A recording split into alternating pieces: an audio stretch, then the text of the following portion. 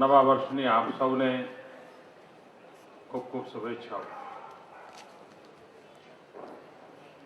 કર્ણાવતી મહાનગરના મિત્રોને હું અભિનંદન આપું છું કે એમણે આ કાર્યક્રમની તારીખ અને સમય બદલ્યો। નહીં તો પહેલા ભાઈ બીજના દિવસે સવારમાં જ કરી દેવાનું, બધા લોકોના કંઈ પોતપોતાના કામમાં હોય, કાર્યક્રમ થયા ખાતા થઈ ગયા। આ ટાઈમ બદલ્યોનો ફરક દેખાય છે ને, એક સુધી બધા એટલે હવેથી મને લાગે છે આ લાપાચમ સારી છે। લાપાચમ સાંજે થાય, આ પહેલો રવિવાર આવતો હોય એવું અનુકૂળ જોઈને જરા આમ તો સારું કર્યું। આ એના કારણે અનેક મિત્રોને આવવાનો અવસર મળ્યો ને એક સાથે બધા લોકોને હળવા મળવાનું પણ થઈ જાય।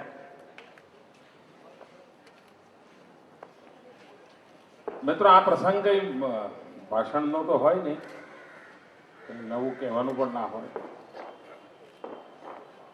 આપની દિવાળી સરસ ગઈ, નિર્વિઘ્ન બધા તહેવારો આપણા રાજ્યમાં થઈ રહ્યા છે। પ્રગતિનો કોઈ પાર નથી સાહેબ। ચારે બાજુ ગુજરાત નવી નવી ઊંચાઈઓને સર કરતું જ રહ્યું છે।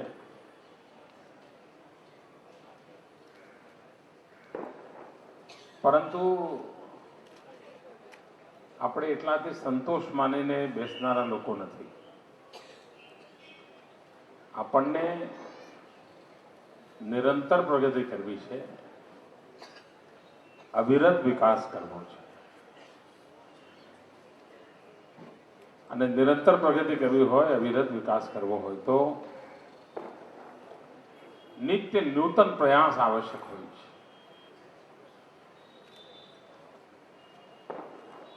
અને આપણી મથામણ હોય છે કે આ પ્રકારનો પ્રયાસ નવા વિચારો સાથે, તમારામાંથી કેટલાક મિત્રોએ જાણ્યું હશે, હમણાં એક સરકારમાં આપણે પ્રયોગ કર્યો છે, ચીફ મિનિસ્ટર ફેલોશિપ। ભારતમાં આ પ્રકારનો પ્રયાસ પહેલી વાર થયો છે। અને આ પ્રયાસ એવો છે કે અનેક એવા બ્રિલિયન્ટ લોકો હોય છે, હોનહાર લોકો હોય છે, જેમને સમાજ માટે કંઈક કરવું હોય છે, પરંતુ ક્યાંથી કરવું, કઈ વ્યવસ્થામાં કરવું એમને ધ્યાનમાં નથી આવતું। જીવનમાં કેરિયર બનાવવાની મહેચ્છા હોય છે, પરંતુ થોડોક સમય જો દેશ માટે આપી શકાય તો આપવાની ઈચ્છા હોય છે। આ સ્વાભાવિક સત્યનો સ્વીકાર કરીને આપણે ચીફ મિનિસ્ટર ફેલોશિપની શરૂઆત કરી છે। દેશ અને દુનિયામાંથી કોઈ પણ ભારતીય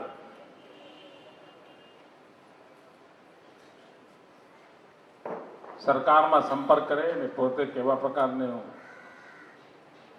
બુદ્ધિ, શક્તિ, સામર્થ્ય, અનુભવ ધરાવે છે અને કેવા પ્રકારનો એમનો ઉપયોગ થઈ શકે,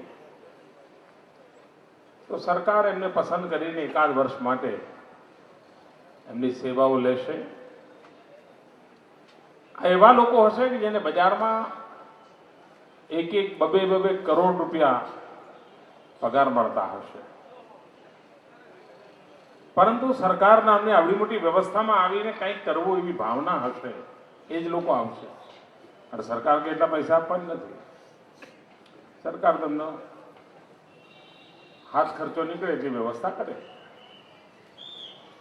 મિત્રો, આ વિચાર મેં મૂક્યો, બહુ છાપામાં કંઈ છપાણું પણ નહોતું, છૂટપૂટ કોઈ છાપામાં સમાચાર આવ્યા હતા અને ઇન્ટરનેટના માધ્યમથી ખબર પડી આટલા ટૂંકા ગાળામાં ગુજરાત બહારથી, હિન્દુસ્તાન બહારથી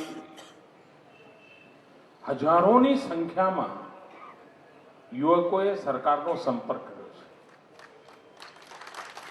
એનો અર્થ આપ કલ્પના કરી શકો છો કે આ દેશમાં યુવા શક્તિને અગર જો કંઈક કરવા માટેની જગ્યા મળે તો એ સાહસ કરવા તૈયાર છે. આના કારણે આજની યુવા પેઢીને સરકારી વ્યવસ્થા સાથે જોડાઈને એમના નવા વિચારો, નવી કાર્યપદ્ધતિ, નવી ટેકનોલોજી એનો અને સરકારની જૂની ઘરેડ એ બેનો તાલમેલ થશે. વ્યવસ્થાની અંદર નવા પ્રાણ પુરાશે અને મને ખાતરી છે કે આ પ્રયોગ બહુ જ ફળદાયી નીવડશે. વિધિવત રીતે તો આ પ્રયોગ મેં હમણાં જાહેરાત કરી છે, પરંતુ કેટલાક લોકો પોતાની સ્વેચ્છાથી છેલ્લા કેટલાક વર્ષોથી મારો સંપર્ક કરતા,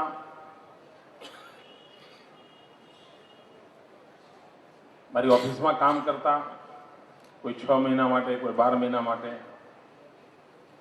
કોઈ અમેરિકામાં જ ઉચ્ચ ડિગ્રી કરીને આવ્યા, કોઈ સિંગાપોરથી આવ્યા, કોઈ લંડનથી આવ્યા, અને યુવકો જે મારી સાથે કામ કરતા હતા, મારો અનુભવ ખૂબ સારો રહ્યો અને એમાંથી જ વિચાર આવ્યો કે આ પ્રકારની શક્તિને કોઈ ચોક્કસ વ્યવસ્થા અંતર્ગત લાવવામાં આવે તો આપણે વધારે સારા પરિણામો મેળવી શકીએ. મિત્રો, આ સ્વર્ણિમ જયંતિ વર્ષમાં મેં ગુજરાતના યુવાનોને એક વિનંતી કરી છે, અપીલ કરી છે કે સ્વર્ણિમ જયંતિ વર્ષ નિમિત્તે આપના 100 કલાક સમાજ માટે આપો. 100 કલાકનું દાન. કોઈ રોજ 1 કલાક આપે, કોઈ અઠવાડિયામાં 2 કલાક આપે, જેવી જેની અનુકૂળતા, અને સમાજ માટે એમના 100 કલાક ઉપયોગી થાય. અને એમાં પણ મારા મનમાં વિચાર સ્પષ્ટ છે. એક, આ યુવકોની શક્તિનો ઉપયોગ થાય સાક્ષરતા માટે. જે લોકો 40 વટાવી ચૂક્યા છે પણ શિક્ષણનું સૌભાગ્ય નથી મળ્યું, એમના સુધી જો આ પ્રકારે સેવાભાવથી કોઈ જાય અને એમને શિક્ષિત કરવાનો પ્રયાસ કરે તો ખૂબ ઓછા સમયમાં અનેક લોકોને શિક્ષિત કરી શકે. બીજો, આ યુવકો પાસે મારી અપેક્ષા છે સમગ્ર ગુજરાતમાં સ્વચ્છતાનું વાતાવરણ બનાવવું. ગુજરાત નિર્મળ હોય, ગુજરાત હરિયાળું હોય, એમાં એમની શક્તિ કેવી રીતે કામે લાગે. અને ત્રીજી વસ્તુ છે બચતના ક્ષેત્રે કેવી રીતે કામમાં આવે. પાણી બચાવો, વીજળી બચાવો, સમય બચાવો.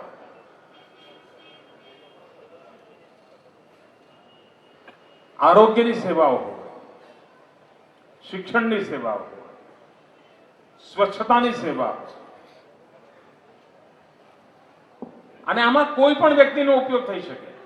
એક રિક્ષા ડ્રાઈવરને પણ લાગે કે મારે આ ગુજરાતની ગોલ્ડન જ્યુબિલી યર માટે 100 કલાક આપવા છે, તો એની શક્તિનો પણ ઉપયોગ થાય.